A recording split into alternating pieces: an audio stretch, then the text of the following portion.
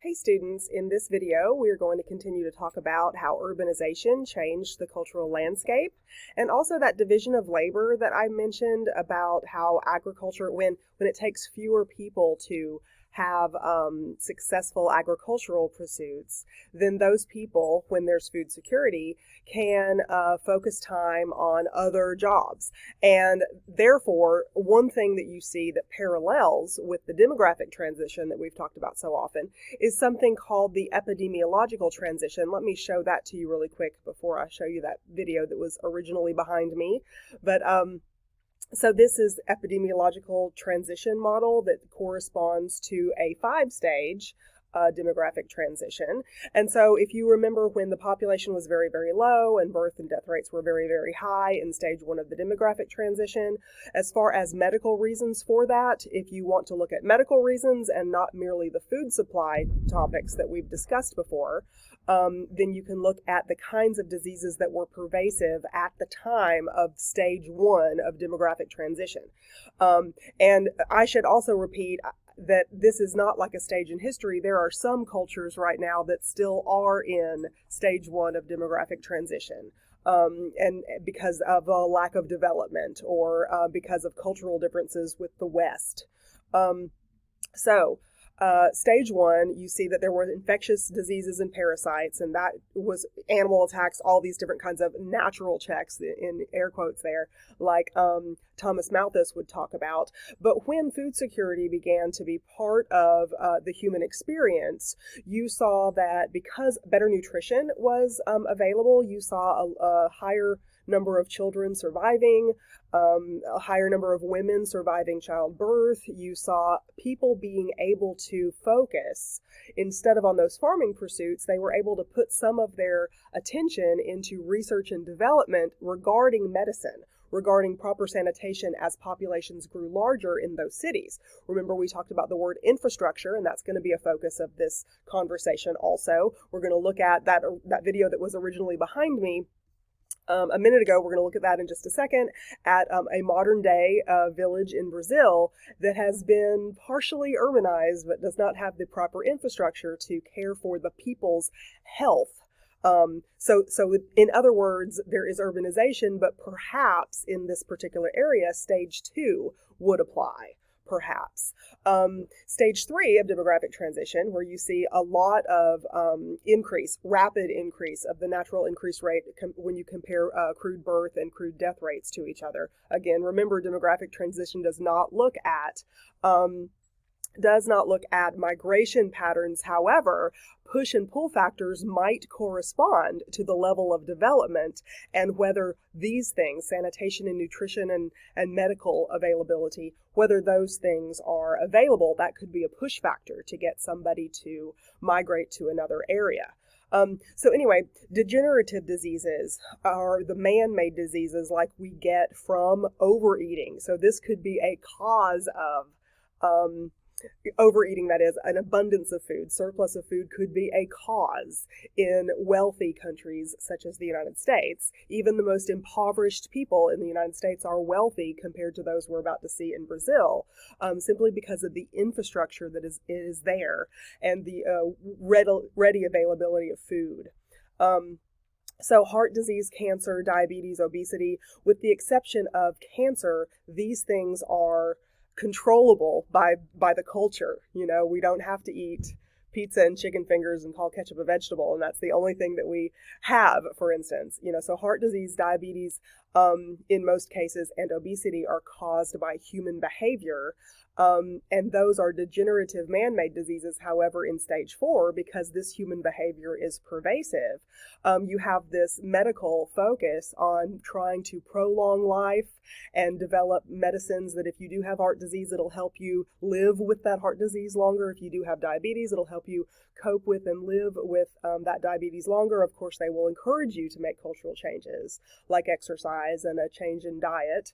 But medical advances can keep that population steady as it does steady off in stage 4.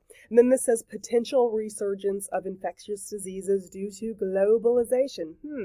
Transmission from one place in the world to the next. moving from one region of the world to the next. So perhaps, potentially, we are seeing that in the world today.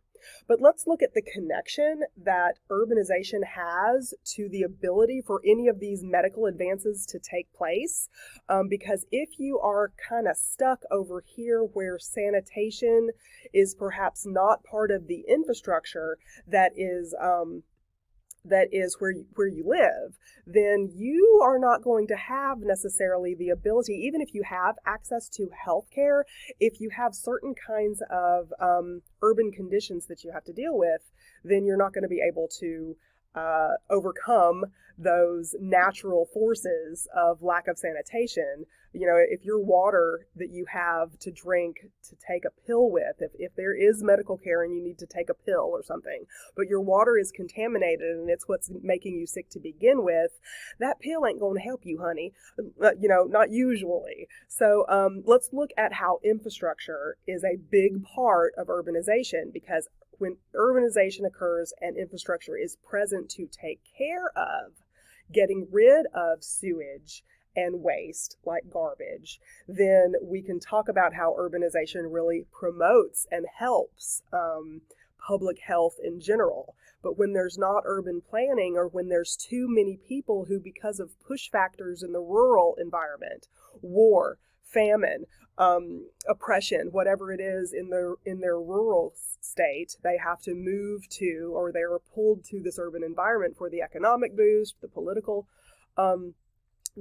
attraction. If there's not proper urbanized places for them to reside with the kinds of infrastructure that promotes public health, then there's going to be some problems.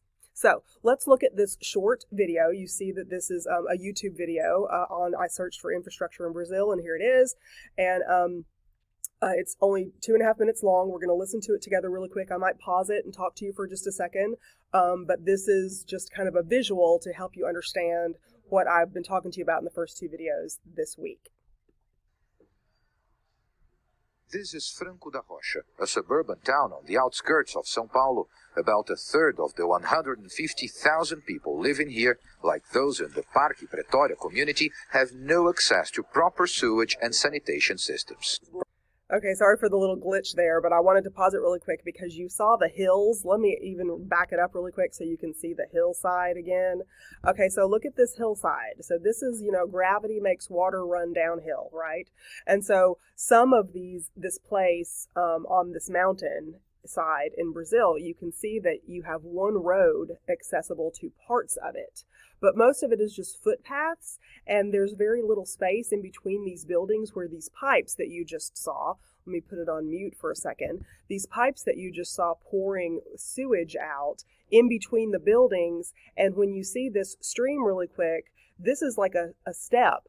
Let me pause it really quick. That was a step to somebody's doorway that we were looking at right there. And so there's not always, this is not a pretty stream where, kids can go and play and catch minnows and crawfish and stuff like that, like you might do in Arkansas. This is sewage.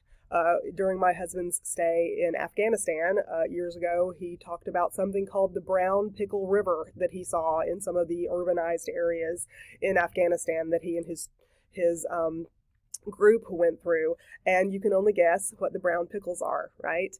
Because there was not proper systems, there were not proper parts of the infrastructure in place to take care of the sewage that people needed to get out of their houses. And so in some cases, buckets were just dumped into the alleyways between houses, or as you saw that pipe, they had indoor plumbing, but where did the plumbing go? Nowhere, because it's not connected to resources that could carry this sewage and disgusting stuff far away to promote public health. To proper sewage and sanitation systems. If I think 10 years back, things have improved around here, but the sewage collected in the houses is still dumped directly here on this stream. Garbage collection is also very deficient. The truck doesn't go to some streets here in our neighborhood. Despite its problems, Franco da Rocha still fares better than Brazil's average. Government figures based on 2016 data show that nationally a full 45% of the population lack access to adequate sewage. And government researchers say that's directly related to a new finding. Okay, let me pause it again right here because in the epidemiological transition model that we saw, where we saw like parasitic diseases and stuff like this, Zika and these other parasites, those were in like stage 1, right, of demographic transition. So some of these things here that are transmissible through water, these things love to live in water, and if you don't have a clean water supply, you can't see them. It's not like you can see little orange worms, swimming around in your tap water. But if you can't see them, that doesn't mean that they're not there. Water carries these things unless you have infrastructure in place, like the water service systems that we have in the United States, that can send us out. Some of us just recently got a boil order, boil your water first, because we've had a breach and there might be these kinds of things. I mean, they didn't mention these are kind of tropical bugs that could go into the water supply, but the boil order is there to kill all of this stuff.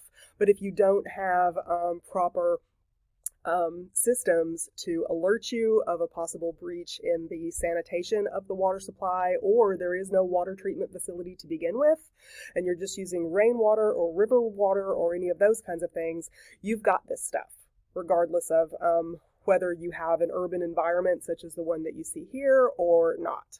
Let's watch some more. That last year, nearly 35% of Brazilian cities were severely hit by diseases related to poor sanitation, like dengue fever, diarrhea, Zika, parasites, cholera, and leptospirosis. Maria de Lima's son died this year of leptospirosis, a bacterial disease spread through the urine of infected animals, like rats. He was 30 years old and had an intellectual disability. He used to go and bathe in this river sometimes. When we saw him, we would get him out immediately. But sometimes we would see him all wet returning home. Investment in sanitation infrastructure usually has to be very high to make an actual impact. For example, building water and sewage systems is not cheap nor easy. But experts warn that if the investment is not made, even more resources are needed in the future to deal with the diseases that appear as a consequence. The local government in Franco da Rocha has launched outreach programs to monitor conditions and educate residents, warning, for example, about the dangers of flood waters. But the acting health secretary says heavy investment from state and federal authorities is essential for a definite solution to the problem. Research done in Brazil, in Europe, and more recently in Africa shows that for every dollar invested in sanitation, can avoid spending $16 down the road on healthcare. It's obvious. You avoid contamination. Addressing the sanitation deficiencies in a country the size of Brazil, with a population of more than 200 million people, is a huge challenge, but one experts say is critical to protecting the health of this developing economy. Paulo Cabral, CGTN, Franco da Rocha. Okay, so there's the end of it, and he said a key thing that I've mentioned in previous videos that we're going to be talking about, this developing economy. So economies can develop, but infrastructure, urbanization, industry, those kinds of things develop also. And so when we talk in this country about universal health care or something like that, which you hear a lot debated quite often in politics, this is what we could classify as a developed countries issue, because most of the places in the United States, we are spoiled in that we don't usually have to worry about a water supply too much. We also usually don't have to worry about sewage or garbage sitting in our streets so that it attracts animals that have diseases or carry the kinds of organisms that the narrator told you could be in the water supply, or the human feces that's right outside our door in some of these in this kind of thing that you see right there. So urbanization is definitely a wonderful thing for the potential of living a long and healthy life, healthful life. But if you do not have the proper systems as part of the infrastructure, such as wastewater facilities, clean water resources, and those kinds of things, then urbanization can be very much like stage 1 of demographic transition as far as the diseases and such go. So we'll look at this a little bit more in our next video together.